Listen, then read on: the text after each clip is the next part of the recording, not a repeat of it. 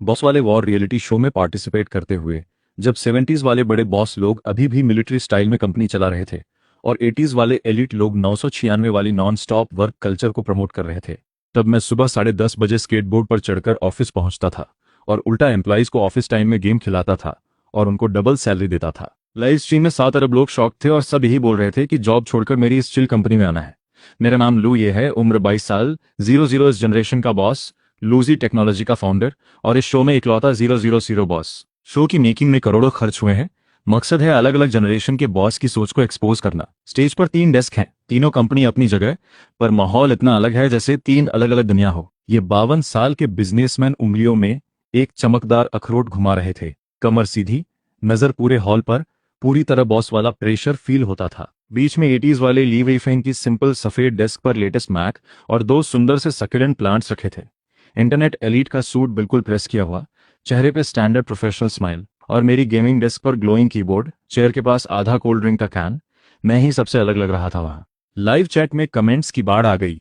ये तो बस हाइप लेने आया रिच किड है, ना कोई प्रेजेंस, पहले राउंड में ही आउट होगा। ऑफिस को साइबर कैफे समझ रखा है। झांग जियानगो टेबल पर हाथ मार के गुस्सा हुए, कैंडिडेट का रिज्यूमे दिखा के बोले, यंग लोगों को स्ट्रगल करनी चाहिए, ट्रायल पीरियड में सैलरी नहीं, पहले 1 महीना असिस्टेंट बनके काम सीखो, ये मौका दे रहा हूं तुम्हें। और फिर लंबा चौड़ा लेक्चर दिया कि स्ट्रगल ही ब्लेसिंग है, बॉस का शुक्रिया करो। ली वेई फेंग मुस्कुराते हुए इंटरनेट की जार्गन बोलते गए, बेसिक लॉजिक, नेगेटिव एनर्जी और डिटेल लेवल पे सवाल दागते रहे। कैंडिडेट पसीना पसीना, कुछ ठीक से बोल भी नहीं पा रहा था। जब सबकी नजर मुझ पे आई, मैंने अभी अभी हेडफोन उतारा था, आराम से रिज्यूमे उठा के 2 सेकंड देखा, काम की कोई बात ही नहीं पूछी, बस इतना पूछा, ब्लैक मिथ का चौथा चैप्टर क्लियर किया, कहाँ अटके हो? रेंट भी पूरा नहीं होता, बाकी की तो बात ही छोड़ो। मैंने वहीं ट्रायल में 7,000 और परमानेंट होने पे 15,000 ऑफर कर दिया, सारे बेनिफिट्स फुल पेमेंट के साथ, और कैमरे के सामने इंडस्ट्री के उन झूठे नियमों पे भाग गया। ओवर टाइम या तो मेरे प्लानिंग की गलती है या फिर तुम्हारी एबिलिटी कम है। 8 घंटे में सर्वाइव करो, बाकी टाइम अपनी लाइफ बनाओ। ऑफिस टाइम खत्म तो निकल जाओ, डेट पे जाओ, गेम खेलो, सो जाओ, बस कंपनी में टाइम पास मत करो। वो कैंडिडेट वहीं इमोशनल हो गया, रिज्यूमे पकड़े हाथ कांप रहे थे। लाइव चैट पहले मजाक उड़ा रहा था, अब पूरा तूफान बन गया। हर तरफ यही, प्लीज लू सर मुझे भी हायर कर लो, यही तो असली आइडियल बॉस है। झांग जियानगो मुझे देख के हल्का सा मुस्कुराए, कैमरे के सामने बोले कि मेरी कंपनी, इशारों में बोले कि मुझमें बिजनेस रिस्क हैंडल करने की कैपेसिटी नहीं, कभी ना कभी बड़ी मुसीबत में फंसूंगा। मुझे उनसे बहस करने का मन नहीं था, बस इतना बोला, कंपेयर तो कर लो, जीत किसकी होगी अभी पक्का नहीं। अगले दिन शो वालों ने फुल टाइम शूटिंग शुरू कर दी। तीनों कंपनियों का कॉन्ट्रास्ट फिर से साफ दिखा। झांग सर के एम्प्लॉइज सुबह 6 बजे ही लाइन में खड़े होकर जोर से नारे लगाते हुए एक्सरसाइज करते थे। 1 सेकंड लेट हुए तो सबके सामने डांट पड़ती। ली वेइफेंग की टीम 8 बजे शार्प मीटिंग शुरू करती। लोग नाश्ता करते करते ही काम रिव्यू करते, खाना भी जल्दी जल्दी निकलते, और मेरी कंपनी का गेट 9 बजे भी बंद रहता। 10:30 बजे मैं स्केटबोर्ड पे 2 पैनकेक और सोया मिल्क लेके पहुंचा। मैंने डायरेक्टर को गरम सोया मिल्क का पैकेट थमाया, बेफिक्री से बोला, फीलिंग्स तो पुराने जमाने की चीज है, काम पूरा और अच्छा होना चाहिए, जब मन करे तब आओ, मुझे रिजल्ट चाहिए, प्रोसेस से मतलब नहीं। ऑफिस में कोई बोरिंग सी कैबिन नहीं थी। दीवार के पास गेमिंग कंसोल, क्लॉ मशीन रखी थी, बीच में एक खाली स्पेस गेम जोन के लिए छोड़ा था। मैंने पुराने एम्प्लॉय से बोला कि नए कैंडिडेट के साथ मल्टीप्लेयर गेम खेल के टीम बॉन्डिंग करो। लाइव चैट फिर भर गया, ये कंपनी तो डूबेगी, गेम खेल के टाइम बर्बाद कर रहे हैं। पर अगले ही पल एक बड़ी प्रॉब्लम आ गई। तीनों कंपनियों के सर्वर पे एक साथ हैकर अटैक हुआ, बैकएंड इंस्टेंटली क्रैश हो गया। झांग जियानगो गुस्से से आग बोला हो गए, फाइल टेबल पे पटक दी, एम्प्लॉइज पे चिल्लाने लगे। मूड इंस्टेंट स्विच हुआ। हनफू पहने वो लड़की तेजी से कीबोर्ड चला के अटैक की सोर्स ट्रेस करने लगी। वेस्ट पहने भाई फायरवॉल फिक्स करने लगा। यहां तक कि नया ज्वाइन हुआ कैंडिडेट भी फटाफट हेल्प करने लगा। सिर्फ 5 मिनट में पूरा अटैक सॉल्व हो गया। उल्टा दूसरी तरफ का आईपी एड्रेस भी निकाल के साइबर पुलिस को भेज दिया। फिर वापस गेमिंग कंसोल पे बैठ के गेम खेलने लगे, जैसे अभी जो क्राइसिस था वो बस एक छोटा सा एपिसोड था। शो वालों ने फौरन टीम बिल्डिंग टास्क अनाउंस किया, हर कंपनी की टीम यूनिटी टेस्ट करने के लिए। झांग जियानगो ने अनाउंस किया कि शनिवार को पूरी टीम 20 किलोमीटर पहाड़ी चढ़ेगी, पानी और स्नैक्स साथ ले जाना अलाउड नहीं, और लाइन पूरी तरह सीधी रखनी होगी, जो पीछे रहेगा उसकी सैलरी कटेगी। हर एपिसोड का नाम था इमोशनल बॉन्डिंग बढ़ाना। जब मेरी बारी आई प्लान बताने की तो मैंने सीधा कंपनी ग्रुप में मैसेज डाल दिया, शुक्रवार दोपहर से हाफ डे छुट्टी, हर एक को 500 रुपए टीम बिल्डिंग फंड मिलेगा, जहां मन करे घूम आओ, बस एक कंडीशन है, वीकेंड पे वर्क ग्रुप मत छूना, कोई भी काम का मैसेज रिप्लाई मत करना। एम्प्लॉइज खुशी से उछल पड़े, मेरे चारों तरफ खड़े होकर ग्रेट बॉस चिल्लाने लगे। लाइव चैट में लोग पूरी तरह इंप्रेस हो गए। इस टीम बिल्डिंग स्टाइल से जल रहे थे सब। पर ली वेफिंग कैमरे के सामने मुंह बना के बोला, ये तो सिर्फ पैसे से लोगों का दिल खरीदना है, इससे टीम मैनेजमेंट का कुछ पता ही नहीं। पर मैं कभी पैसे से लोगों का दिल नहीं खरीदता। शूटिंग के दौरान चेन मो ने जो कोड लिखा था लुओ जिरोंग, मैंने उसके सामने ही वो डिलीट कर दिया। कोड सिंपल और एफिशिएंट लिखना चाहिए। उसे बोला शाम 6 बजे तक पूरा दोबारा बनाओ। पर मैं उसके साथ बैठ के ऑप्टिमाइजेशन का तरीका भी समझाता गया ताकि उसे प्रॉब्लम भी क्लियर हो जाए और ये भी समझ आए कि यहाँ असली स्किल भी सीखने को मिलेगी और टाइम पे ऑफिस से निकल भी सकता है। बड़ों की दुनिया में सैलरी और एबिलिटी का डील ही सबसे असली चीज होती है। इसी दौरान शेंगशी ग्रुप का फाइनल टेस्ट धीरे धीरे तैयार हो रहा था। दोपहर की तेज धूप में पूरा जिन्हाई शहर तप रहा था। तीनों कंपनियों के लंच ब्रेक का माहौल फिर से बिल्कुल अलग था। झांग जियानगुओ के एम्प्लॉइज को कैंटीन में 10 मिनट में खाना खत्म करने को कहा जाता। पूरे टाइम ना बात करनी ना कुछ बोलना। थोड़ा भी स्लो हुए तो मैनेजर सबके सामने डांटता। ली वेफिंग ने लंच मीटिंग को ब्रेनस्टॉर्मिंग सेशन बना दिया था। रिपोर्टिंग में देरी ना हो इसका डर हर वक्त बना रहता और मैं तो सीधा पूरी कंपनी को कर्टेन गिरा के समुद्र की लहरों वाला व्हाइट नॉइज चला के सबको टेबल पे सुला देता था। खुद टिश्यू पेपर का ढेर लगा के कार्डबोर्ड बॉक्स पे मजे से सोता था। ब्लैक बोर्ड पे मार्कर से लिखा होता, लंच ब्रेक का नियम, अगर किसी ने जल्दी उठाया तो पूरी कंपनी को बबल टी पिलानी पड़ेगी। पूरा इंटरनेट देख रहा था कि मैं कब गिरूंगा और लगा जैसे मर्फी का लॉ सच हो गया। दोपहर 1:50 पे शो वालों का प्लांट किया हुआ अर्जेंट क्लाइंट रिक्वेस्ट अचानक इनबॉक्स में आ गया। क्लाइंट का पेमेंट इंटरफेस अचानक क्रैश हो गया। 2 घंटे में फिक्स करके लाइव करना था वरना कॉन्ट्रैक्ट कैंसिल हो जाता। झांग जियानगो के एम्प्लॉयज अभी लंच खत्म करके बग और ज्यादा बढ़ते गए। ली वेफिंग की टीम कॉफी पी के किसी तरह चल रही थी पर मीटिंग रूम में फिक्स के डिटेल लेवल और प्रायोरिटी पे ही बहस करके काफी टाइम बर्बाद कर दिया। और मेरी जगह ठीक 2 बजे साइबर पंक वाला BGM बजते ही पूरी टीम 3 सेकंड में नींद से उठ खड़ी हुई, आंखें बिल्कुल क्लियर, ऐसे जैसे ठंडा पानी पड़ा हो, नींद का कोई निशान तक नहीं। मैंने ठंडा कोक का घूंट भरा, उंगली चटका के चैलेंज दिया, जो पहले फिक्स करेगा उसे आज ब्लैक मिथ की प्रैक्टिस से छुट्टी और स्पेशल नाइट स्नैक भी मिलेगा। कोई फालतू बात नहीं। टीम इंस्टेंट फ्लो में आ गई। हानफू वाली लड़की डिबगिंग संभाल रही थी। सब सही जगह पे निशाना लगा रहे थे। 45 मिनट बाद एव ने आखिरी एंटर दबाया। सिर्फ प्रॉब्लम फिक्स नहीं की बल्कि ऐप का लोडिंग एनिमेशन भी ऑप्टिमाइज कर दिया। स्टार्टअप स्पीड 2 सेकंड और तेज हो गई। जब झांग जियांगो के सिस्टम दोबारा क्रैश हुई, एम्प्लॉयज पसीने पसीने थे। ली वेफिंग क्लाइंट से सॉरी बोल बोल के मना रहा था। तब हम गेम जोन में बैठ के ब्लैक मिथ खेल रहे थे। मैंने वहीं साइलेंट को उसके गेम मिस्टेक पे टोका। ऑफिस में ये आधा सेकंड की हिचकिचाहट ही डेडलाइन मिस करने की वजह बनती है। उस दिन शो की रेटिंग में हमारी टीम को इकलौता एस ग्रेड मिला। झांग जियांगो और ली वेफिंग सिर्फ गुस्सा कर पाए, कोई जवाब नहीं दे पाए दोनों से किसी के पास। स्टैनफोर्ड से मास्टर्स करने वाले उस बंदे ने रातों रात एक ओपन सोर्स फ्रेमवर्क बनाया जो पूरी दुनिया में फेमस हो गया। बड़ी बड़ी इंटरनेट कंपनियां उसे हायर करने के लिए लाइन लगाए बैठी थी। झांग जियांगो ने लिन यी को देख के उसके लंबे बाल और कैजुअल कपड़ों पे कमेंट किया। साफ बोला उसका ओपन सोर्स फ्रेमवर्क डायरेक्ट पैसा नहीं बना सकता, बेकार है, और उससे पहले 3 महीने फैक्ट्री में काम करके स्किल्स पॉलिश करने को कहा, तब जाके जॉब की बात होगी। ली वेफेंग ने भारी भरकम ऑफर दिया, 60 लाख सालाना पैकेज, साथ में सख्त वर्क कमिटमेंट एग्रीमेंट और अल्टरनेट वीकेंड वर्किंग, और IPO के बड़े बड़े सपने दिखाए। जब मेरी बारी आई मैंने सैलरी और ग्रोथ की बात छोड़ के लिन यी को सीधा कंपनी के गेम एरिया ले गया। एक खराब आर्केड मशीन की तरफ इशारा करके बोला, 10 मिनट में मशीन सफलतापूर्वक ठीक हो गई। तब मुझे इंटरव्यू याद आया। मैं लिन यी को व्हाइट बोर्ड के पास ले गया। कुछ ही लाइनों में उसके ओपन सोर्स फ्रेमवर्क का मेमोरी लीक दिखा दिया, साथ में एक बिल्कुल नया ऑप्टिमाइजेशन आइडिया भी दिया। लिन यी की आंखें चमक थीं, वहीं व्हाइट बोर्ड के सामने बैठ के कैलकुलेशन करने लगा। जितना करता उतना ज्यादा एक्साइटेड होता गया। आखिर में मैंने सीधा ऑफर रखा, 80 लाख सालाना cash, full benefits top level पे, ना पंचिंग, ना वीकली रिपोर्ट, ना फालतू मीटिंग्स, सिर्फ एक ही KPI, अपने ओपन सोर्स फ्रेमवर्क को ऑप्टिमाइज करो। साथ में यह भी बताया कि कंपनी का आर्ट कॉलेज के साथ एक सोशल इवेंट भी होता है, वहां सारे टेक माइंडेड यंगस्टर्स होते हैं। लिन यी वहीं ज्वाइन करने को राजी हो गया। साफ बोला, हाई सैलरी के लिए नहीं, बस शांति से टेक्नोलॉजी पे काम करने के लिए आया हूँ। उस और बिजनेस के बड़े बड़े दावे प्योर टेक्निकल कनेक्शन के आगे पूरी तरह हार गए। क्वार्टर के आखिर में डेटा टेस्ट वाले दिन शो वालों ने अचानक 1 lakh messy data cleaning task फेंक दिया। अगली सुबह 8 बजे तक पूरा करना था। एक्यूरेसी 95% से ऊपर चाहिए थी। झांग जियांगुओ ने टाइम बचाने के लिए कंपनी का गेट लॉक कर दिया। लोगों की भीड़ से काम कराने लगा। एम्प्लॉयज प्रिंट किए हुए डेटा को लाइन बाय लाइन चेक कर रहे थे। एक एम्प्लॉय सुबह होते होते बेहोश होकर गिर गया, इमरजेंसी में हॉस्पिटल भेजा गया। ली वेफिंग ने पैसे देके प्रोफेशनल AI क्लीनिंग सॉफ्टवेयर खरीदा, पर बीच में सॉफ्टवेयर क्रैश हो गया, आधे से ज्यादा डेटा गायब हो गया। पूरी टीम को रात भर जाके फिर से एल्गोरिदम में फजी मैचिंग जोड़ के करेक्शन रेट 99.9% तक ले गए।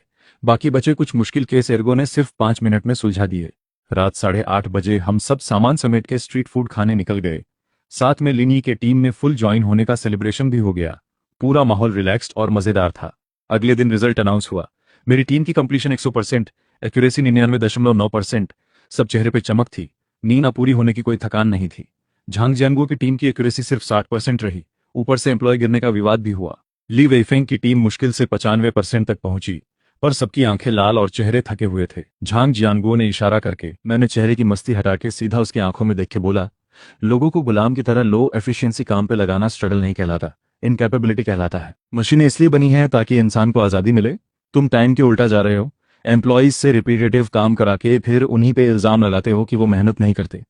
भेड़िया शिकार करता है सर्वाइव करने के लिए, ना कि लीडर वुल्फ के लिए दौड़ के दिखाने के लिए। वर्क प्लेस में भी यही सच है। हाई एफिशिएंसी आउटपुट बेकार में जागते रहने से कहीं ज्यादा जरूरी है। इतना बोल के मैं अपनी टीम के साथ पलट के निकल गया। वापस जाके थोड़ा रेस्ट किया। उससे बहस करने का कोई फायदा नहीं था। लाइव चैट में रातों को एक्सेल शीट के साथ ओवरटाइम करने वाले ढेरों वर्किंग लोगों की आंखें भर आईं। उन्हें पुराने जमाने की बकवास बातें और लिमिटलेस एक्सप्लॉयटेशन नहीं चाहिए था। उन्हें बस मेरी तरह भरपूर नींद, हाई एफिशिएंसी काम और डिग्निटी वाली लाइफ चाहिए थी। इसी बीच शेंगशी ग्रुप का करोड़ों का बिजनेस टेस्ट भी नजदीक आ रहा था। जिन्हाई शहर के बिजनेस सर्कल में अचानक एक बड़ी खबर फैली।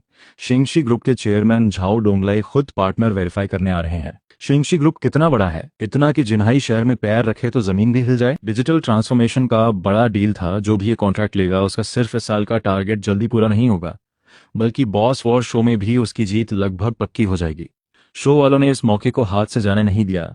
झाओ डोंगलाई के विजिट को ही लाइव स्ट्रीम का मेन हाईलाइट बना दिया। सोमवार सुबह 9 बजे झाओ डोंगलाई की मायबाग का टाइम पे जियांगुओ इंडस्ट्रीज के गेट पे पहुंच गई। झाओ डोंगलाई की उम्र 55 साल है। शुरुआत में स्ट्रगल से आए थे, बाद में लीगल बिजनेस में सेटल हो गए। उन्हें दो चीजों से सबसे ज्यादा चिढ़ है। एक तो जब कोई उनके सामने दिखावा करे, दूसरा जब कोई उन्हें बेवकूफ समझ के बहलाने की कोशिश करे। आज उन्होंने सिंपल सा जोंगशान सूट पहना था। हाथ में ना कोई माला थी ना कोई अखरोट, बस पकड़ा था। मुंह बनाए हुए छोटा बेटा झाओ जिशुआन बोला, पापा मैंने बोला था ना मुझे नहीं आना, मुझे वापस जाके कार्ड्स खेलने हैं। झाओ जिशुआन हेडफोन लगा के मुंह में च्युइंगम चबाते हुए पूरा रिबेल मोड में था। चुप रह, तुझे यहाँ लाया है ताकि देखे बिजनेस कैसे होता है। दिन भर बस गेम खेलना जानता है, बेकार। झाओ डोंगलाई हल्की आवाज में डांटा, फिर तुरंत ही चेहरे पे एक गंभीर और रहस्यमयी एक्सप्रेशन लाके फैक्ट्री की तरफ बढ़ने लगा। झांग जियांगुओ ने इस विजिट के लिए पूरी जान लगा दी थी। फैक्ट्री गेट पे रेड कारपेट बिछाया था।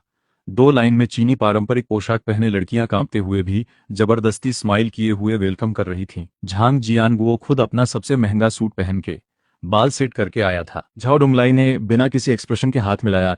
मिस्टर झांग, फॉर्मेलिटी की जरूरत नहीं, हम सीधा प्रोडक्शन लाइन देखना चाहते हैं। अरे प्रोडक्शन लाइन तो कभी भी देख सकते हैं झाओ सर, आप इतनी दूर से आए हैं, पहले रिसेप्शन में चाय पी लीजिए, थोड़ा आराम कर लीजिए। झांग जियांगुओ बिना कुछ पूछे झाओ डोंगलाई को एडमिन बिल्डिंग की तरफ ले गए।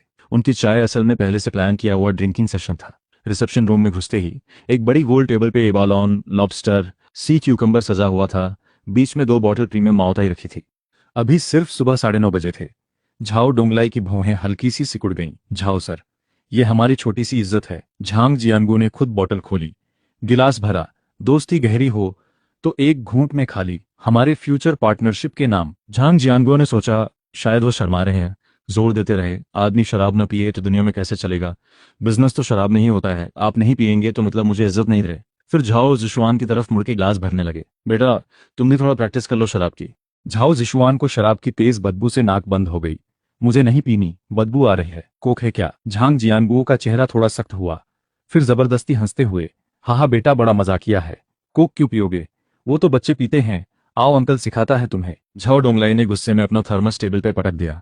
आवाज इतनी तेज थी कि पूरा हॉल इंस्टेंट चुप हो गया। मिस्टर झांग, हमें एक ऐसा सिस्टम चाहिए जो सप्लाई चेन एफिशिएंसी बढ़ाए, ना कि कोई ऐसा जो लोगों को आईसीयू तक पहुंचाए। अगर आपके पास सिर्फ शराब है तो हम आपका टाइम बर्बाद नहीं करते। इतना कह के झाओ डोंगलाई उठ खड़े हुए, बेटे को साथ लेके बिना पीछे मुड़े निकल गए। झांग जियांगुओ ग्लास पकड़े वहीं खड़े रह गए। चेहरा गुस्से से लाल हो गया। दूसरा स्टॉप था ली वेफेंग की फेंगजी इंटरनेट कंपनी। झांग जियांगुओ की गलती से सीखते हुए ली वेफेंग ने बिल्कुल मॉडर्न बिजनेस स्टाइल तैयार किया था।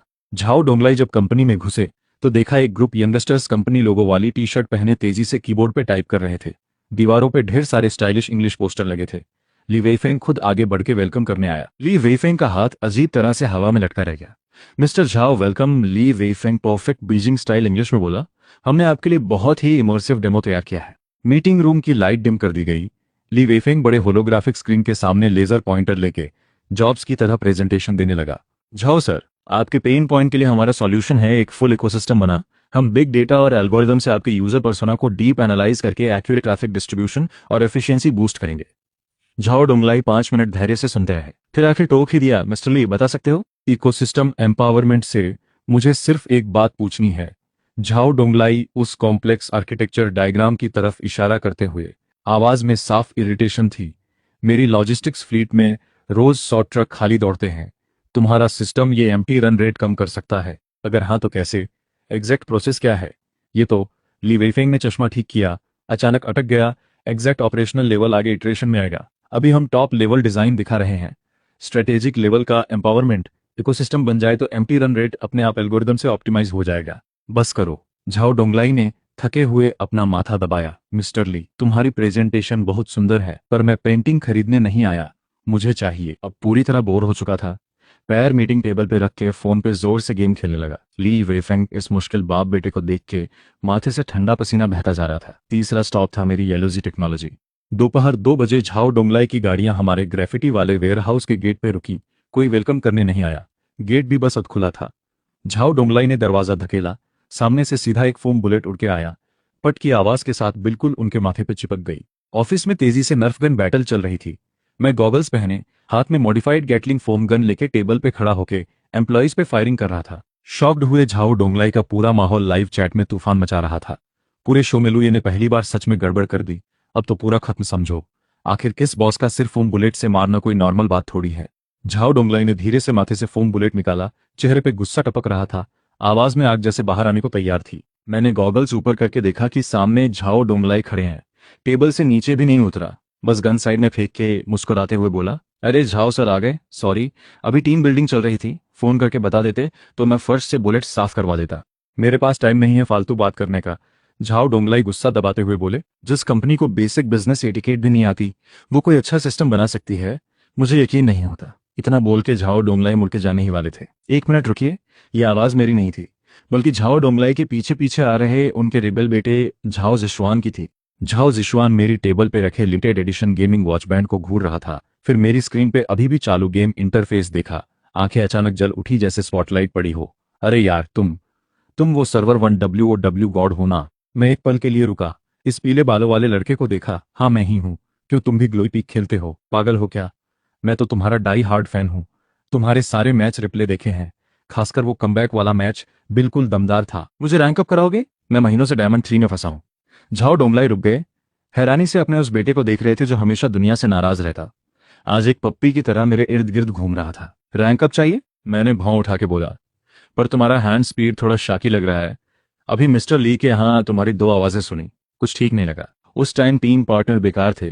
तुम मेरे साथ खेलोगे तो मैं बिल्कुल नहीं गड़बड़ाऊंगा। मैं मुस्कुराया। अचानक दरवाजे पे खड़े असमंजस में झाओ डोंगलाई की तरफ देखा। झाओ सर, बैठिए ना थोड़ी देर, मैं आपके बेटे के साथ 2 राउंड खेल लूं। आ ही गए हैं, एक कोक पी के रिलैक्स भी कर लीजिए। झाओ डोंगलाई गुस्सा करने ही वाले थे, पर बेटे का उतावला चेहरा देख के दिल में कुछ हिल गया। इतने सालों से बेटा हमेशा उनसे दूर दूर रहता, कभी बात तक नहीं करता। शायद यही मौका था बाप बेटे के बीच नजदीकी बनाने का। ठीक है।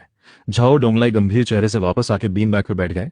बस आधा घंटा दूंगा, आधे घंटे में अगर मुझे संतोषजनक प्लान नहीं मिला तो सिक्योरिटी बुला के इस टूटी फूटी वेयरहाउस को सील करवा दूंगा। मैंने उंगली चटकाई। झाओ डोंगलाई की तरफ एक ठंडा कोक कैन उछाला। एर्गो, झाओ सर को कंट्रोलर दो, थोड़ा किंग ऑफ फाइटर्स खिला के मन बहलाओ। यंग मास्टर झाओ, चलो देखते हैं तुम्हारा असली लेवल। लाइव चैट में दर्शक पूरी तरह पागल हो गए। स्टोरी हर सेकंड और ज्यादा क्रेजी होती जा रही थी। किसी को अंदाजा नहीं था कि 5 करोड़ की बिजनेस डील गेमिंग सेशन में बदल जाएगी। ऑफिस में एक अजीब सा नजारा था। चेहरा लाल करके आर्केड जॉयस्टिक हिलाते हुए स्क्रीन पे 80 का डैमेज देख के चिल्ला रहे थे, ये मूव कैसे नहीं निकल रहा? अरे फिर से कि वो हो गया। बगल में एर्गो धैर्य से समझा रहा था, झाओ सर, डाउन फॉरवर्ड पंच, ये स्पेशल मूव है, मूवमेंट में रुकना मत, स्मूथ रखो। दूसरी तरफ मैं झाओ जिशवान के साथ डुओ खेल रहा था। पीछे हटो, ग्रुप बनाओ, बुश में कोई है। मैं तेजी से माउस क्लिक करते हुए एग्जैक्ट कमांड दे रहा था। अरे यार सच में था। झाओ जिशवान चौंक गया। तुमने वॉल हैक तो नहीं लगा रखा? इसे कहते हैं गेम सेंस। मिनी मैप देखो, दुश्मन का जंगलर हट गया है, इस लेन पे कॉइन्स नहीं ले रहा, तुम्हें घात लगा के बैठा है। मैंने हल्के से एक किल ले लिया, साथ में समझाया, इसे कहते हैं डेटा एनालिसिस गेम। मैंने हेडफोन उतार के स्ट्रेच किया। दूसरी तरफ पूरी तरह पसीने पसीने झाओ डोंगलाई की तरफ मुड़ा। झाओ सर कैसा रहा गेम? मूड थोड़ा बेहतर हुआ। झाओ डोंगलाई माथे का पसीना पोंछते हुए गहरी सांस ली। हालांकि एर्गो ने बुरी तरह हरा दिया था, पर इस तरह खुल के निकाला गुस्सा उनकी सालों से टाइट नसों को थोड़ा रिलैक्स कर गया। बेटे का एक्साइटेड चेहरा देख के उनकी नज़र थोड़ी कॉम्प्लिकेटेड हो गई। ठीक है, गेम खत्म हुआ। झाओ डोंगलाई ने वापस अपनी सीरियस एनर्जी में आके कोक कैन टेबल पे पटका। आधा घंटा हो गया। मिस्टर लू, कहाँ है तुम्हारा प्लान? बोलना मत कि तुम्हारा पूरा प्लान बस मेरे बेटे के साथ गेम खेलना था। मैं मुस्कुराते हुए कुर्सी से उठा, चल के झाओ डोंगलाई के सामने आया। ना कोई पीपीटी थी हाथ में, ना कोई फाइल, बस सीधा उनका फोन उठा लिया। झाओ सर, अगर मैं गलत नहीं हूं तो इस बार आपके टेंडर का असली मकसद है शेंगशी लॉजिस्टिक्स एपीपी की डिस्पैच प्रॉब्लम सॉल्व करना, है ना? झाओ डोंगलाई हैरान होकर हंसे। तुम्हें कैसे पता? मैंने ये स्पेसिफिक पेन पॉइंट कभी पब्लिक नहीं किया। अभी गेम खेलते खेलते मैंने थोड़ा सा आपके एपीपी का बैकएंड इंटरफेस चेक कर लिया। मैंने ऐसे हल्के से बोला जैसे रास्ते में सब्जी खरीदी हो। झाओ डोंगलाई के बॉडीगार्ड लगभग आगे बढ़ के मुझे पकड़ने ही वाले थे। टेंशन मत लो, मैं व्हाइट हैट हूं, आपके लिए सिक्योरिटी टेस्टिंग कर रहा था। मैंने फोन स्क्रीन झाओ डोंगलाई को दिखाई। देखिए, ये आपका 4 बार कंफर्म क्लिक करना पड़ता है, 3 फोटो अपलोड, गाड़ी का नंबर मैनुअल टाइप करना पड़ता है, और पीक टाइम में सर्वर रिस्पांस टाइम 2 सेकंड से ज्यादा है। इसीलिए ड्राइविंग के दौरान फोन ऑपरेट करना न सिर्फ अनसेफ है बल्कि इरिटेटिंग भी, इसलिए अक्सर मिस्ड ऑर्डर या गलत क्लिक होते रहते हैं। झाओ डोंगलाई ने भौहें सिकोड़ी। इन डिटेल्स के बारे में नीचे के लोगों ने कभी सोचा ही नहीं था। और ये देखिए, मैंने एक लाइन कोड की तरफ इशारा करके कहा, आपका डिस्पैच एल्गोरिदम शॉर्टेस्ट पाथ पे बेस्ड है, पर यह सिर्फ आइडियल कंडीशन में सही है। असल में जिन्हाई शहर के पीक आवर्स में रोड कंडीशन बहुत कॉम्प्लेक्स होती है। आपका algorithm real time traffic data integrate नहीं करता, इसलिए ड्राइवर को जो रूट मिलता है वो अक्सर जाम में फंसा होता है। यही वजह है कि आपकी फ्लीट का एम्प्टी रन रेट ज्यादा है और एफिशिएंसी कम। ड्राइवर आलसी नहीं है, सिस्टम ही उन्हें फंसा रहा है। झाओ डोंगलाई का चेहरा पूरी तरह बदल गया, गुस्से से नहीं, शौक से। ली वेइफेंग ने आधा घंटा इकोसिस्टम की बातें की, पर एक भी स्पेसिफिक पेन पॉइंट नहीं बताया, और मैंने सिर्फ 20 मिनट में सीधा उसकी जड़ पकड़ ली। तो तुम्हारा सॉल्यूशन क्या है? झाओ डोंगलाई की आवाज में अनजाने में सीखने वाला भाव आ गया। मैंने उंगली चटकाई। एर्गो, वो सिंपल डेमो झाओ सर के फोन पे भेजो। झाओ डोंगलाई का फोन वाइब्रेट हुआ। एक इंस्टॉलेशन पैकेज आया। मैंने समझाया, ये अभी एर्गो ने आधे घंटे में बनाया एक सिंपल फ्रंट एंड है, अभी ट्राई कीजिए। 1 click order, voice auto recognition. मैंने खुद ही एक ट्रैफिक प्रेडिक्शन मॉडल बनाया है जो जाम वाले रास्तों को पहले से अवॉइड कर लेता है। झाओ डोंगलाई आधे यकीन आधे शक के साथ ऐप खोल के देखा। इंटरफेस इतना सिंपल था कि हैरान रह गए। बस एक बड़ा सा ऑर्डर लो बटन था। एक क्लिक करते ही ऑर्डर सक्सेसफुल, आपके लिए बेस्ट रूट प्लान हो चुका, एस्टिमेटेड टाइम सेविंग 15 मिनट। बस इतना ही सिंपल। झाओ डोंगलाई को अपनी आंखों पे यकीन नहीं हो रहा था। बस इतना ही सिंपल। मैंने हाथ फैलाए। टेक्नोलॉजी लोगों की सर्विस के लिए है, दिखावे के लिए नहीं। बेस्ट सिस्टम वो है जिसका यूजर को एहसास ही ना हो। ड्राइवर पैसे कमाने आया है, कंप्यूटर सर्टिफिकेट लेने नहीं। आपने प्रोसेस को इतना कॉम्प्लेक्स बना दिया, इससे बस मैनेजमेंट का कंट्रोल फ्रीक सेटिस्फाई होता है, कोई असली वैल्यू नहीं है। झाओ डोंगलाई फोन पकड़े चुप हो गए। कभी सोचा ही नहीं था कि कॉम्प्लेक्स प्रोसेस असल में एफिशिएंसी को ही नीचे खींच रहा है। इसी बीच झाओ जिशवान बीच में बोल पड़ा, अरे ये चीज तो कमाल है, हमारे घर वाले टूटे फूटे ऐप से कहीं बेहतर है। पिछली बार मैं ओल्ड झांग की गाड़ी में बैठा था, वो पूरे रास्ते उस बेकार सिस्टम को गाली दे रहा था, हैंग होता है, ऑपरेट करना मुश्किल है। इसे कमेंट ने झाओ डोंगलाई की आखिरी हिचकिचाहट पूरी तरह तोड़ दी। उन्होंने सिर उठा के तेज नजरों से मुझे देखा। मिस्टर लू, तुम जीनियस हो, पर 5 करोड़ की डील, ये छोटा सा वर्कशॉप हैंडल कर पाएगा? उन्होंने साइबर कैफे जैसे इस ऑफिस को एक बार घूमा, आंखों में हल्का शक। मैं पूरे कॉन्फिडेंस से मुस्कुराया। झाओ सर, आपने अभी देखा, मेरी टीम आपके साथ किंग ऑफ फाइटर्स भी खेल सकती है, और 20 मिनट में, चाहे कितनी भी छोटी हो, हम हमेशा सबसे तेज प्रॉब्लम सॉल्व करके फिनिश लाइन तक पहुंचते हैं।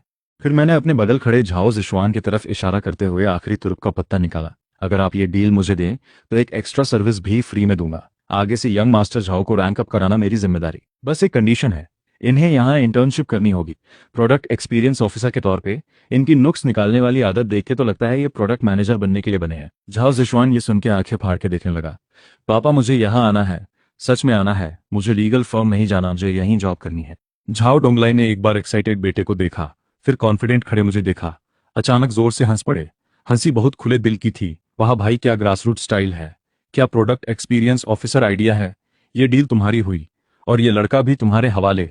इसे अच्छे से। लाइव चैट में जैसे नए साल का जश्न मन रहा था, हर तरफ यही लू सर लीजन है। 5 करोड़ की डील भी मिली और साथ में छोटे मालिक को भी हायर कर लिया। इसी वक्त कैमरा कट होके झांग जियानगो और ली वेइफेंग के ऑफिस पे गया। दोनों लाइव फुटेज देख के एक दूसरे से ज्यादा परेशान लग रहे थे। झांग जियानगो ने हाथ में पकड़ा कॉन्ट्रैक्ट मसल दिया। ये तो नियम के खिलाफ है। गेम खेल के कॉन्ट्रैक्ट साइन हो गया, ये तो मजाक है। ली वेइफेंग स्क्रीन पे मुझे घूरे जा रहा था, आंखों में गहरी नफरत। नहीं, ये मजाक नहीं है, ये तो डायमेंशनल स्ट्राइक है। इस लू ये को अब बचने नहीं देना चाहिए। झाओ डोंगलाई के डील साइन करने की खबर जिन्हाई शहर के बिजनेस सर्किल में जैसे बम की तरह फट गई। ये सिर्फ 5 करोड़ के कॉन्ट्रैक्ट की बात नहीं थी, बल्कि एक बड़ा संकेत था। पुराना गुआंशी कल्चर और एलीट पीपीटी एस्थेटिक्स असली टेक्निकल पावर के सामने पूरी तरह फेल हो गए। लू ये का नाम रातों रात सारे 00 वर्किंग लोगों का आइडल बन गया और पारंपरिक बॉस लोगों की आंख की किरकिरी। अगले कुछ दिन येलुजी टेक्नोलॉजी में काफी बिजी माहौल रहा। झाओ जिशुआन सच में जॉब पे आ गया। वो पुराना बिगड़े लड़का अब टेस्टिंग डिवाइस पकड़े डेवलपमेंट टीम पे चिल्ला रहा था, ये बहुत बोरिंग है, कुछ कूल सा डिजाइन दो। हैरानी की बात, वो काम में सच में अच्छा निकला। मेरी ट्रेनिंग में उसका नुक्ताचीनी वाला स्वभाव प्रोडक्ट एक्सपीरियंस में काम आ गया। प्रोफेशनल टेस्टर से भी ज्यादा बग्स ढूंढ निकाले। भाई लू, कल रात पापा ने मेरी तारीफ की, झाओ जिशुआन डिलीवरी खाते हुए बताने लगा। उन्होंने कहा आखिरकार मैंने कुछ काम की बात की। थैंक यू ना यार। मैं कोड लिखते हुए बिना सिर उठाए बोला, थैंक यू किस बात का, सैलरी तो मिलेगी ही। बस कल रात रैंक गेम में जितनी किल दिए वो सैलरी से कटेंगे। सब कुछ अच्छा ही जा रहा था, पर तूफान से पहले हमेशा सन्नाटा होता है। शुक्रवार रात एक आर्टिकल आया, इंटरनेट सेलिब्रिटी बॉस लू ये गेम से एक जनरेशन बर्बाद कर रहा है या टेक्नोलॉजी के नाम पे इलेक्ट्रॉनिक ड्रग बांट रहा है। उसने जानबूझ के गलत तरीके से मेरे एम्प्लॉयज के साथ गेम खेलने वाला फुटेज काट के इस्तेमाल किया। कैप्शन दिया, ऑफिस टाइम में खुलेआम गेम एडिक्शन को बढ़ावा, युवाओं को गुमराह करना। झूठा हाइप बना के कुछ एक्स एम्प्लॉयज के इंटरव्यू दिखाए जिन्होंने दावा किया कि कंपनी में मैनेजमेंट पूरी तरह गड़बड़ है, सैलरी अक्सर लेट होती है और गेम के जरिए माइनर्स से पैसे खर्च करवाने का शक भी जताया। पर्सनल अटैक करते हुए इशारा किया कि मेरे पैसों का सोर्स साफ नहीं है, और तो और अफवाह उड़ाई कि मैं किसी अंडरवर्ल्ड बॉस का नाजायज बेटा हूं। ये आर्टिकल आते ही पूरे इंटरनेट में तूफान आ गया। अनजान पेरेंट्स ग्रुप्स पहले भड़के, सब मुझे बच्चों को बिगाड़ने वाला बोलने लगे। बॉयकॉट येलुजी टेक्नोलॉजी, बॉयकॉट ये बॉस मैनेजमेंट स्टाइल की डिमांड्स आने लगे। ये कल्चर काउंटर कॉमन सेंस है, ज्यादा दिन नहीं टिकेगा, ऐसे कमेंट्स भर गए। एक ही रात में मैं नेशन का बेस्ट बॉस से बच्चों को बिगाड़ने वाला गुनाहगार बन गया। कंपनी के गेट पे कुछ एग्रेसिव पेरेंट्स बैनर लेके प्रोटेस्ट भी करने लगे। शनिवार सुबह ऑफिस का माहौल पूरी तरह भारी था। एर्गो गुस्से में टेबल पीट रहा था, ये तो हद है, सब झूठा है, हमें केस करना चाहिए, इनसे रेप्यूटेशन डैमेज का हर्जाना वसूलना चाहिए। वो एक ने चश्मा ठीक करते हुए उंगलियां तेजी से कीबोर्ड पे चलाते हुए बोला, मैं इन ट्रोल्स के आईपी ट्रेस कर रहा हूं, ज्यादातर एक ही पीआर कंपनी से हैं। ये ली वेइफेंग की long time partner black head firm है। अभी काउंटर अटैक करके एविडेंस पब्लिक कर दें। सबकी नजरें मुझ पे थीं, मेरे डिसीजन का इंतजार कर रहे थे। मैं कुर्सी पे बैठे स्क्रीन देख रहा था, हाथ में पकड़ा कोक कैन दबाव से चरचरा रहा था। भाई लो, कुछ तो बोलो, हम ऐसे नहीं सह सकते। झाओ जिशुआन गुस्से से लाल होकर बोला, मैं अभी पापा को बोलता हूँ वो स्टेटमेंट देके तुम्हारी सफाई दे। रुको, मैं आखिर बोला।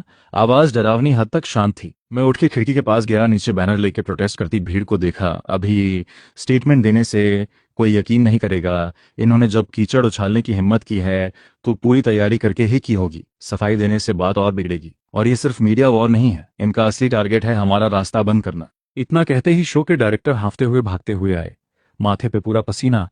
लू सर, बुरी खबर है, अभी अभी स्पॉन्सर का फोन आया, कहा जा रहा है पब्लिक प्रेशर बहुत ज्यादा है, इसलिए शो। सारे एम्प्लॉयज गुस्से से चिल्ला उठे, चेहरे पे साफ नाराजगी और बेइज्जती का गुस्सा था।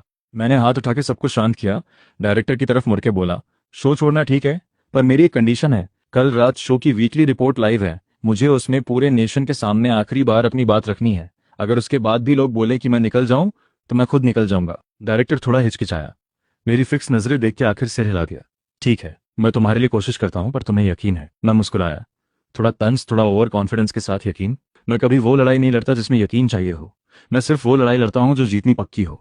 मैं मुड़के ओवन और एर्गो की तरफ देखा। भाइयों, कोड लिखने का टाइम है, आज रात पूरी रात हम असली टेक्नोलॉजी और सबूत से जवाब देंगे। मैंने बगल में खड़े यंग मास्टर झाओ जिशुआन की तरफ देखा, घर जाके अपने पापा का सबसे high quality live streaming equipment ले आओ और पूछो कि शिंगशी ग्रुप का लीगल डिपार्टमेंट आज रात के लिए उधार मिल सकता है क्या, ओवर टाइम पे मान के। झाओ जिशुआन हाथ मलते हुए एक्साइटेड हो गया, समझ गया भाई, मैं तो बहुत पहले से चाहता था इन दो बुड्ढों की बेइज्जती हो। इसी वक्त शहर के दूसरे कोने में झांग जियानगुओ और ली वेइफेंग एक हाई क्लास क्लब में सेलिब्रेट कर रहे थे।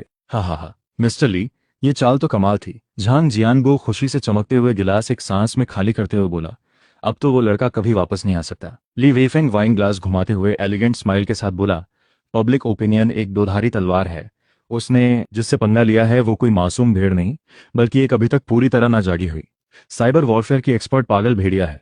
रविवार रात 8 बजे बॉस वॉर की वीकली रिपोर्ट लाइव टाइम पे शुरू हो गई। लाइव स्ट्रीम की हीट अब तक के सारे रिकॉर्ड तोड़ चुकी थी। ऑनलाइन व्यूअर्स 5 करोड़ के आसपास पहुंच गए। सब यही सोच रहे थे कि आज रात मेरी पब्लिक ट्रायल होगी। सब देखने को बेताब थे कि मुझे कैसे शर्मिंदा किया जाएगा। स्टूडियो को कोर्ट रूम की तरह गंभीर और सीरियस सेटअप दिया गया था। बाईं तरफ झांग जियानगुओ और ली वेifeng बैठे थे, चेहरे पे गंभीरता जैसे इंसाफ के प्रतिनिधि हों। बीच में 3 एक्सपर्ट जज बैठे थे, एक फेमस एजुकेशनिस्ट, एक टीनेज साइकोलॉजी काउंसलर और वो शख्स जिसने मुझे बदनाम करने वाला आर्टिकल लिखा था, वो वर्क प्लेस इन्फ्लुएंसर। आयोजकों ने कुछ ऐसे पेरेंट्स को भी बुलाया था जो रो रो के इमोशनल माहौल बना रहे थे। जानबूझ के सारे सीन इमोशनल बनाया गया था। बस मेरी सीट खाली थी, जो सबसे ज्यादा नजर आ रही थी। लू ये आने की हिम्मत नहीं हुई ना, जरूर डर के भाग गया। लाइव चैट में गालियों की बाढ़ थी। ठीक जब होस्ट मेरे एब्सेंट होने की और मेरे शो छोड़ने की अनाउंसमेंट करने ही वाला था कि तभी स्टूडियो की बड़ी स्क्रीन अचानक ब्लैक हो गई। फिर एक इलेक्ट्रिक साउंड ने पूरे हॉल की शोर शराबे को चीर दिया। स्क्रीन फिर से ऑन हुई, पर अब स्टूडियो का शॉट नहीं, एक बड़ा घूमता हुआ होलोग्राफिक धरती का ग्लोब दिख रहा था, जिस पर ढेर सारे लाल डॉट्स छिलमिला रहे थे। मेरी आवाज हर स्पीकर से गूंज उठी। हमेशा वाली लापरवाही के साथ साथ अब एक साइबरपंक ठंडक भी थी। सॉरी, रास्ते में जाम लग गया, मैं स्टूडियो नहीं आ रहा, पर मैंने आप सबके लिए एक स्पेशल शो तैयार किया है, गारंटी है मजा आएगा। ये क्या है? एजुकेशनिस्ट डर के अचानक खड़ा होकर स्क्रीन की तरफ इशारा करते हुए चिल्लाया। ये क्या कर रहा है? जानबूझ के अटेंशन खींच रहा है? आखिर में सटीक तौर पे शहर के बीचों बीच एक बिल्डिंग पे फोकस कर गया। मेरी आवाज फिर आई।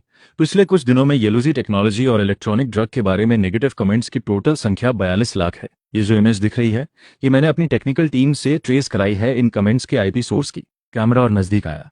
आखिर में उस बिल्डिंग की 18वीं मंजिल पे फोकस हुआ। स्क्रीन पे एक लाइन उभरी, होंगतू पीआर कम्युनिकेशन कंपनी। मजेदार बात यह है कि इन 42 लाख नेगेटिव कमेंट्स में से 38 लाख इसी कंपनी के सर्वर ग्रुप से आए हैं।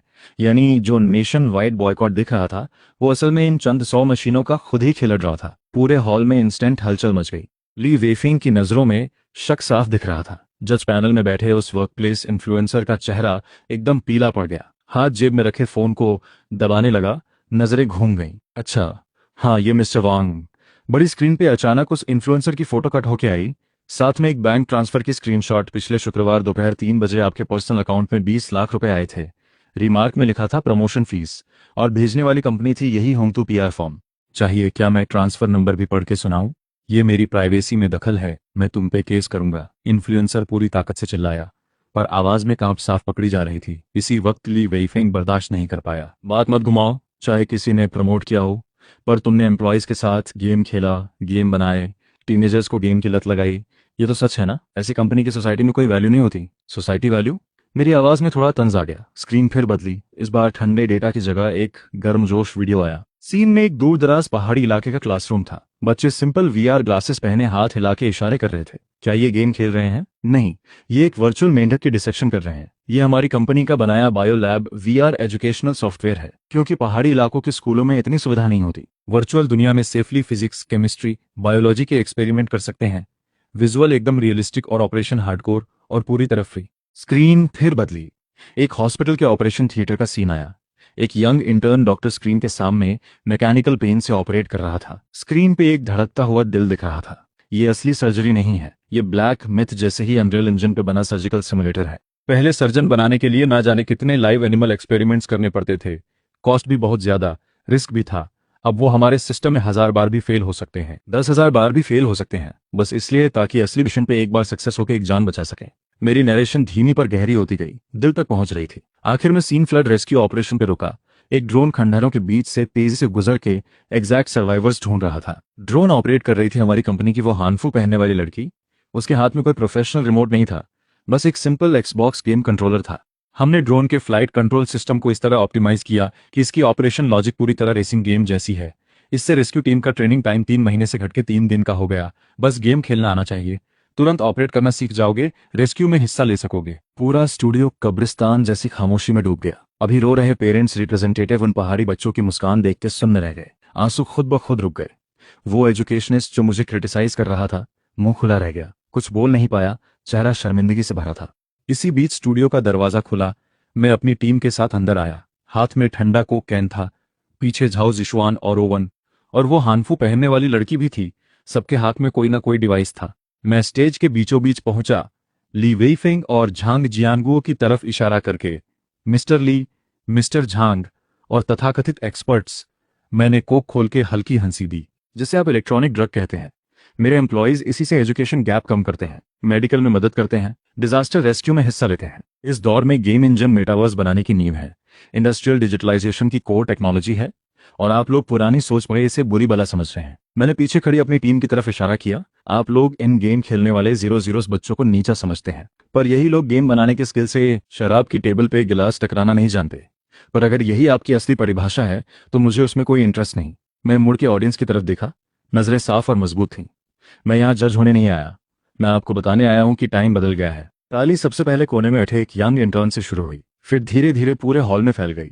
आखिर में पूरा स्टूडियो तालियों से गूंज उठा। लाइव चैट भी पूरी तरह डट गई। हर तरफ यही लूसर लीजन है, यह है असली विजन, ली वेइफेंग, शर्म करो, निकल जाओ। झांग जियानगुओ हाथ में पकड़ा अखरोट कट की आवाज के साथ चूर चूर कर बैठा, चेहरा गुस्से से नीला पड़ गया। ली वेइफेंग मुझे घूरे जा रहा था आंखों में। उल्टा ये मेरे लिए असली टर्निंग पॉइंट बन गया। येलोजी टेक्नोलॉजी की वैल्यूएशन रातों रात डबल हो गई। जिस होंतु पीआर कंपनी ने अफवाह फैलाई थी उसे उसी रात साइबर पुलिस ने सील कर दिया। हेड को इन्वेस्टिगेशन के लिए ले जाया गया। स्टूडियो से बाहर निकलते वक्त झाओ जिशवान एक्साइटेड होके चेहरा लाल किए हुए बोला, भाई लू, वो काउंटर अटैक बहुत ही धमाकेदार था, खासकर वो आईपी ट्रैकिंग वाला ग्राफ बिल्कुल मस्त था। मैंने जम्हाई ली, खाली कोक कैन कूड़ेदान में फेंका। क्या मस्त। उस वीडियो के लिए और एविडेंस तैयार करने में कल रात 2 घंटे कम सोया। अभी बस मीठा नमकीन कुछ खाना है। चलो स्ट्रीट फूड खाने चलते हैं। मेरी तरफ से। लाइट के नीचे हम कुछ यंगस्टर्स एक दूसरे के कंधे पे हाथ रखे हंसते मजाक करते आगे बढ़ रहे थे। परछाई लंबी होती जा रही थी। ली वेइफेंग यूं हार मानने वाला नहीं था। पब्लिक ओपिनियन वॉर बुरी तरह हारने के बाद उसने अपना नकली मुखौटा पूरी तरह उतार फेंका। वो साइबर कैफे मालिक जैसे मुझसे हारना बर्दाश्त नहीं कर पाया, इसलिए फैसला किया कि मेरी टीम का कोर तोड़ दे। बारीक डेटा एनालिसिस के बाद उसने पता लगाया कि येलुजी टेक्नोलॉजी की असली ताकत दो लोग हैं। एक ओवन जो कोर एल्गोरिदम संभालता है, दूसरा चिन्मो जिसने क्राइसिस हैंडलिंग में अपनी जबरदस्त एग्जीक्यूशन एबिलिटी दिखाई थी। रही बात मेरी, ली वेइफेंग समझता था कि मैं बस एक शो करने वाला मस्कॉट हूं। अगर काम करने वाले लोग ही निकल जाएं तो मेरी कंपनी खुद ब खुद खोखली होकर गिर जाएगी। मंगलवार सुबह जिन्हाई शहर के टॉप हेडहंटर्स घिरने लगे। कार, घर सब देके एर्गो को 20 लाख सालाना का ऑफर देके साइन करवाने की कोशिश। मैं ऑफिस में बैठे ब्लाइंड्स के पीछे से ये सब देख रहा था। मुंह में लॉलीपॉप था, आराम से कोड लिख रहा था। झाओ जिशुआन परेशान होकर चक्कर काट रहा था। भाई लू, तुम्हें अभी भी लॉलीपॉप खाने का मन कैसे है? ली वेइफेंग तो हमारा पूरा बेस उखाड़ने पे तुला है। 20 लाख सालाना, मुझे भी लालच आ रहा है। जल्दी जाके रोको उन्हें। मैं बेफिक्री से बोला, पैर उनके हैं, जाना है तो जाएं। वर्कप्लेस में हमेशा दोनों तरफ चॉइस होती है। अगर उन्हें वहां बेहतर लग रहा है तो जबरदस्ती रोकने का कोई मतलब नहीं। वैसे भी मुझे भी देखना है मेरे भाई लोगों की असली कीमत क्या है। इसी वक्त नीचे कैफे में ली वेइफेंग ने पूरा कैफे बुक करके मुस्कुराते हुए कॉन्ट्रैक्ट लिनी को दिया। लिन, मुझे पता है तुम दिल से 2 करोड़ के स्टॉक ऑप्शन, अलग से 50 लोगों की टेक्निकल टीम भी दूंगा, जो चाहो प्रोजेक्ट कर सकते हो। गांव से आए लिनयी के लिए 2 करोड़ किसी बड़े सपने जैसा था, पर उसने चुपचाप कॉन्ट्रैक्ट देखा, थोड़ी देर चुप रह के बोला, मिस्टर ली, एक सवाल पूछना है। अगर कोड खराब लिखा हो पर चल रहा हो, दोबारा बनाने में 3 दिन लगे और लॉन्च डेट लेट हो जाए तो मैं क्या करूं? ली वेइफेंग एक पल रुका, फिर प्रोफेशनल अंदाज में बोला, बेशक पहले लॉन्च करो, बिजनेस इज प्रायोरिटी। कोड थोड़ा खराब हो तो कोई बात नहीं, पैसा बने, बस बाद में ऑप्टिमाइज कर लेंगे।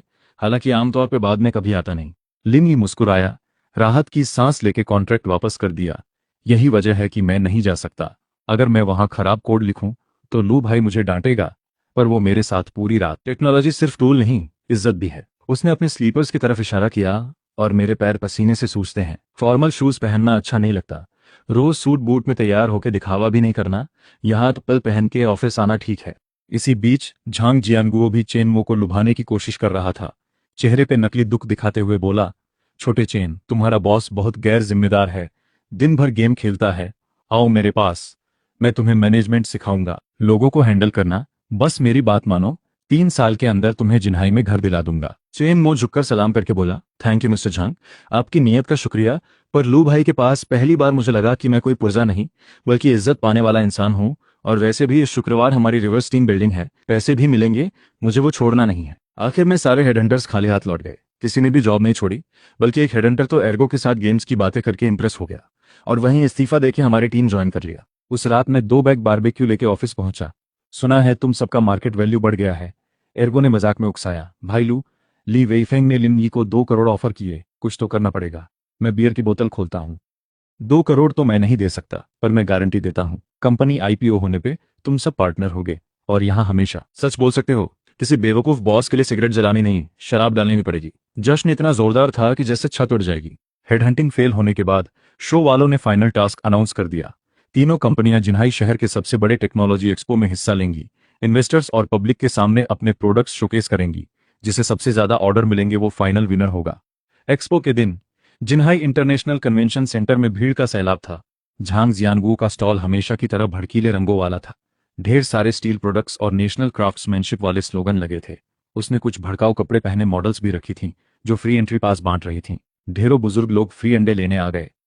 उसका मेन प्रोडक्ट था फुल टाइम आई नाम का एक बिग डेटा मार्केटिंग सिस्टम। अपनी काबिलियत साबित करने के लिए ली वेइफेंग ने लाइव डेमो दिखाया। बड़ी स्क्रीन पे रियल टाइम डेटा दिख रहा था।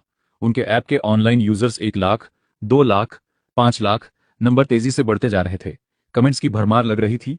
बिल्कुल हिट लग रहा था। इन्वेस्टर्स सिर हिला हिला के इंप्रेस हो रहे थे। कईयों ने तो इंटरेस्ट लेटर भी निकाल लिए। और हमारा स्टॉल बिल्कुल सिंपल था, बस कुछ टेबल, कुछ लैपटॉप। मुझे डर था सब भूखे रह जाएंगे, इसलिए साथ में एक हॉट डॉग मशीन भी लाया। एर्गो साथ में सॉसेस ग्रिल कर रहा था। ऐसे बेसिक वॉर जोन वाले स्टॉल पे कोई ध्यान क्यों देता। कोई खासा भीड़ नहीं थी। इसी वक्त जब ली वेइफेंग अपने डेटा दिखा रहा था, अचानक एक छोटा बच्चा स्क्रीन की तरफ इशारा करके जोर से चिल्ला उठा। सच में स्क्रीन के नीचे बाएं तरफ रियल टाइम कमेंट सेक्शन तेजी से स्क्रॉल हो रहा था। पर ध्यान से देखने पे साफ पता चलता कि कई आइडियाज रिपीट हो रहे थे और कमेंट्स भी काफी एक्सट्रीम टाइप के थे। ली वेइफेंग का चेहरा उतर गया। ये सब यूजर्स के ज्यादा एक्साइटमेंट की वजह से हो रहा है। अभी उसकी बात पूरी भी नहीं हुई थी कि बड़ी स्क्रीन अचानक फ्लिकर हुई और उसका फ्लैशी डेटा इंटरफेस गायब हो गया। उसकी जगह एक ब्लैक बैकग्राउंड और ग्रीन टेक्स्ट वाली बैकएंड लॉग विंडो आ गई। असल में वहां वाईफाई सिग्नल में डिस्टरबेंस आ गई थी, जिसकी वजह से ली वेइफेंग का वो कमजोर डेमो सिस्टम क्रैश हो गया। सीधा डिबग बैकएंड ओपन हो गया। बैकएंड लॉग में साफ दिख गया कि फेक ट्रैफिक और ऑटो कमेंट्स जनरेट करने वाला कोड चल रहा था। पूरे हॉल में हलचल मच गई। इन्वेस्टर्स रिमोट का बटन दबा के स्क्रीन बंद करने की कोशिश की, पर सिस्टम हैंग हो गया। भीड़ में कोई कंफ्यूज होके बोला, ये तो टेस्ट डेटा है। कोई बोला ये हैकिंग है। भीड़ से एक ठंडी हंसी आई। मैं आधा हॉट डॉग हाथ में लिए आगे बढ़ा, सीधा पर्दाफाश करते हुए बोला, तुमने जो ये ट्रैफिक बूस्टिंग स्क्रिप्ट यूज की है, ये तो लगता है 3 साल पुराना गिटहब का वही low level open source version है। वेरिएबल नेम तक नहीं बदले। अगर सच में फेक डेटा बनाना ही था तो कम से कम लिनी से थोड़ा हाई लेवल कोड लिखवा लेते। इतना कच्चा फ्रॉड देख के तो मुझे ही शर्म आ रही है तुम्हारी तरफ से। फिर मैं अपने पुराने लैपटॉप्स के पास गया, हमारा असली डेटा दिखाया। बायो लैब का daily active user 30,000। Logistics system ने शेंगशी ग्रुप का 10-20 लाख कॉस्ट बचाया। Game server 50। पर असली डेटा चौंका देने वाला, हम ट्रोल आर्मी नहीं बनाते, हम सिर्फ कोड बनाते हैं। हमारा डेटा शायद उतना चमकदार ना लगे, पर उसमें से हर नंबर इन भाइयों ने अपने हाथों से एक एक करके बनाया है। हर यूजर यहाँ इसलिए रुका है क्योंकि प्रोडक्ट सच में अच्छा और यूजफुल है। भीड़ से एक बुजुर्ग सफेद बालों वाले सज्जन आगे आए, कांपते हाथों से वीआर ग्लासेस पहने। वो जिन्हाई शहर टेक्नोलॉजी एसोसिएशन के प्रेसिडेंट थे। इंडस्ट्री की एक बड़ी आवाज। 10 मिनट बाद उन्होंने ग्लासेस उतारे, आंखों में आंसू भरे हुए। वाह, यही है असली टेक्नोलॉजी की गर्माहट। बुजुर्ग ने कस के मेरा हाथ पकड़ा, वही फैसला किया, 1 करोड़ का एंजल फंडिंग देंगे। कंडीशन बस इतनी कि सॉफ्टवेयर गरीब पहाड़ी इलाकों के लिए हमेशा फ्री रहे। मैंने खुशी से हाँ बोल दी। चेहरे पे शानदार मुस्कान थी। इस पल जीत पर जब सब जीत की खुशी में डूबे हुए थे, किसी का ध्यान नहीं गया कि जमीन पर बैठे ली वेइफेंग की आंखों में एक विनाशकारी पागलपन चमक उठा। उसने चुपके से फोन निकाला, एक विदेशी नंबर डायल किया। हेलो, मुझे रिपोर्ट करनी है, येलोजी टेक्नोलॉजी के कोर कोड में नेशनल सीक्रेट चोरी का शक है। अगली सुबह तड़के 3 इन्फोर्समेंट गाड़ियां कंपनी के गेट पे आ खड़ी हुई। आगे थे शहर की साइबर सिक्योरिटी ब्यूरो के इन्वेस्टिगेशन हेड। उनके पीछे व्हाइट कोट पहने कुछ टेक्निकल एक्सपर्ट्स भी थे। कहा गया कि किसी ने रिपोर्ट की है कि हमारा लॉजिस्टिक्स एल्गोरिदम कोई सीक्रेट आर्किटेक्चर चुरा के विदेश डेटा भेज रहा है। ली वेइफेंग बगल में खड़े होकर इतरा रहा था। चिल्ला के बोला, इंस्टॉलेशन पैकेज में एन्क्रिप्टेड। मैंने बस कोड लिखा। ये स्पाई वाली बात कहां से आ गई? एर्गो और लिनी गुस्से में आगे आने वाले थे। मैंने उन्हें रोका। चूंकि मिस्टर ली को टेक्नोलॉजी की इतनी समझ है तो चलो अभी पब्लिकली टेस्ट करते हैं। एक्सपर्ट्स को कोड चेक करने दो। इन्वेस्टिगेशन टीम ने फॉरेन कंपनी के सर्वर संभाल लिए। कुछ एक्सपर्ट्स स्पेशल डिक्रिप्शन डिवाइस लगा के उस कथित संदिग्ध कोड की जांच करने लगे। रिजल्ट में पता चला कि वो कथित घोस्ट कोड खुलने पे बस एक मीम इमेज निकली। कमेंट में लिखा था, अगर ये देख रहे हो तो मतलब तुम बहुत बोर हो, कोई काम ढूंढ लो। ली वेइफेंग का चेहरा इंस्टेंट बदल गया। जिद पे अड़ा रहा कि असली डेटा जरूर कहीं छुपाई गई है। हर 2 घंटे में सर्वर स्टेटस सिंक होता है। नॉर्मल होने पे गेम का चेक इन रिवॉर्ड मिल जाता है। एन्क्रिप्शन सिर्फ फायरवॉल ब्लॉक होने से बचने के लिए है। पर ली वेइफेंग फिर भी नहीं माना। अच्छा, फिर वो लॉजिस्टिक्स डिस्पैच एल्गोरिदम, वो कोर आर्किटेक्चर कैसे एक्सप्लेन करोगे? वो तो साफ किसी नेशनल रिसर्च इंस्टीट्यूट के 2 साल पुराने स्काईनेट प्रोजेक्ट का आइडिया है। मैंने सिर खुजाया, समझाया, 2 साल पहले मैंने WIL D1 नाम से ओपन सोर्स कम्युनिटी में इस ऑप्टिमाइजेशन आइडिया पे पोस्ट डाला था। ओवन ने तुरंत 2023 की पोस्ट का स्नैपशॉट निकाला, जबकि वो रिसर्च इंस्टीट्यूट का प्रोजेक्ट 2024 में शुरू हुआ था। इन्वेस्टिगेशन हेड ने एविडेंस देख के अजीब सी नजरों से देखा। उल्टा उन्होंने मेरा असली प्रो आईडी पकड़ लिया। सच सामने आ गया। फिर इन्वेस्टिगेशन हेड ने यह भी ढूंढ निकाला कि ली वेइफेंग की यूएसबी में ट्रोजन वायरस छुपाया गया था। फॉल्स एक्यूजेशन और इलीगल हैकिंग का शक भी पक्का हो गया। उसे तुरंत वहीं गिरफ्तार कर लिया गया। ले जाते वक्त ली वेइफेंग चिल्ला के पूछता रहा, मैं क्यों हार गया, वो लापरवाह लड़का कैसे जीत गया। मैं ठंडा हो चुका पैनकेक चबाते हुए जवाब दिया, क्योंकि तुम कोड को हथियार समझते हो और मैं कोड को खिलौना समझता हूँ।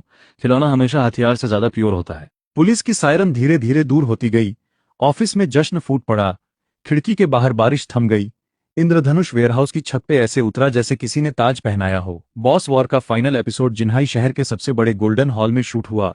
रोशनी, बड़ी स्क्रीन पे ली वेइफेंग की फेंगजी इंटरनेट का लोगो अब ग्रे हो चुका था। बिजनेस क्राइम की वजह से उसे शो से बाहर कर दिया गया। कंपनी बैंकरप्सी में चली गई। अब सिर्फ झांग जियांगू की जियांगू इंडस्ट्रीज और मेरी येलुजी टेक्नोलॉजी फाइनल में बचे थे। होस्ट ने जज करने का क्राइटेरिया अनाउंस किया, बिजनेस प्रॉफिट रेट और एम्प्लॉय सेटिस्फैक्शन इंडेक्स का कॉम्बाइंड स्कोर। झांग जियांगो पूरे कॉन्फिडेंस में था अपने ट्रेडिशनल इंडस्ट्री बेस पे। डेटा अनाउंस हुआ। जियांगो इंडस्ट्रीज का quarterly revenue 15 crore, net profit सिर्फ 30 लाख, प्रॉफिट रेट सिर्फ 2%, एम्प्लॉय टर्नओवर रेट 45% जितना हाई। पूरे हॉल में हलचल मच गई। झांग जियांगो फौरन सफाई देने लगा, इंडस्ट्री का कॉस्ट ज्यादा होता है, सोशल रिस्पॉन्सिबिलिटी भी निभानी पड़ती है। आवाज में साफ घबराहट थी। अब मेरी डेटा की बारी आई। मैं अपनी गेमिंग चेयर से उठा, हल्के से समझाना शुरू किया, मिस्टर झांग की 50 लोगों की एडमिन टीम सिर्फ कॉस्ट कंज्यूम करती है। मेरी एडमिन पूरी तरह एआई पे चलती है। ना अटेंडेंस चेक, ना फालतू प्रोसेस। मेरे 50 लोग सब कोर टीम है, प्रोडक्शन में सीधे लगे हैं। वो भारी बजट पे विज्ञापन देते हैं। मेरा मार्केटिंग कॉस्ट 0 है। सब कुछ प्रोडक्ट की गुडविल और एम्प्लॉयज के खुद ब खुद शेयर करने से होता है। जो पैसा बचता है वो या तो बोनस में जाता है या प्रॉफिट में बदलता है। यही है हाई प्रॉफिट रेट का राज। एम्प्लॉय सेटिस्फैक्शन इंडेक्स के लिए एक रिवीलिंग वीडियो दिखाई गई। बिल्कुल कंट्रास्ट सामने आया। झांग जियांगो के एम्प्लॉय सैलरी लेट होने की शिकायत करते हुए जबरदस्ती शुक्रगुजार दिखने की एक्टिंग करते दिखे। वहीं एर्गो मालदीव्स की टीम ट्रिप का इंतजार कर रहा था। लिंगी बोला कि यहाँ उसे जिंदगी जीने का मतलब मिला।